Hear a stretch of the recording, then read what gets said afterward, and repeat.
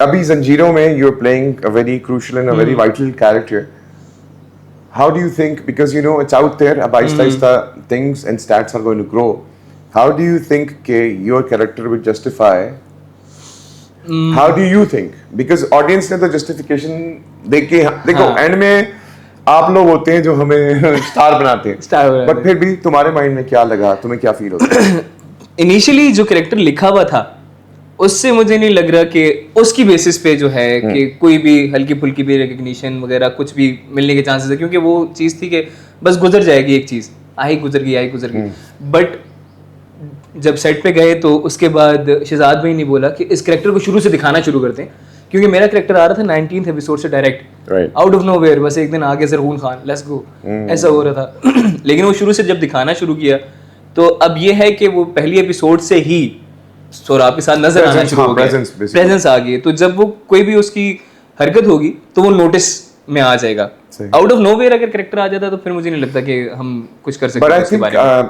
शहजाद कश्मीरी की बात करें तो legend himself, and I think जंजीरें व्हेन इट उसके teaser trailer the canvas is big, very big, massive. I think a lot of people out there जितने भी जंजीरें फॉलो कर रहे हैं, बिकॉज़ अभी मैं विंटर लव भी मैंने किया, but I think the canvas for जंजीरें इज गेम, क्योंकि हमारे पास बहुत ज़्यादा मार्जिन बहुत ज़्यादा था ना खेलने का, बड़े बड़े हवेलियां हैं, बड़े बड़े वो लैंडस्केप्स। बट आई थिंक मैंने जितने भी प्रोजेक्ट्स अब तक किए हैं, I think this is the only project जिसमें जो कि ड्रामा है लेकिन it's been shot so many times in so many different locations के, बिकॉज 5 ट्रैक्स तो अभी चल रहे हैं। हाँ ऐसे ही है।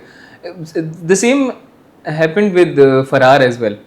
फरार का भी बहुत क्रेजी सा वो था, कैनवस बड़ा था लेकिन इतना बड़ा नहीं था उसका भी, although it was a very big project. लेकिन देखो हर प्रोजेक्ट की गेम डिफरेंट गेम अलग होती है। एनीवेज तुम ऑब्वियसली म्यूजिशियन पर्सपेक्टिव पे भी I would want you to tell people in terms of music industry and the musical work that you have done and how do you see कि आगे उसको कहाँ लेकर चलोगे।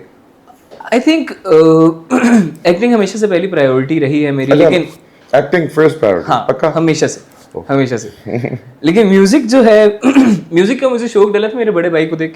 मेरे बड़े भाई जो वो गिटारिस्ट था, लेकिन ऑब्वियसली हमारी थोड़ा सा वो घर का जो माहौल है उसमें एक्टिंग क्या नाम म्यूजिक को लेके चलना थोड़ा सा मुश्किल था भाई के लिए भी, तो फिर उसने छोड़ दिया।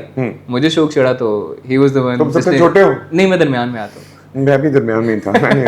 आई थिंक हम लोग इसलिए तो गुड वन। तो भाई ने फिर स्टैंड लिया।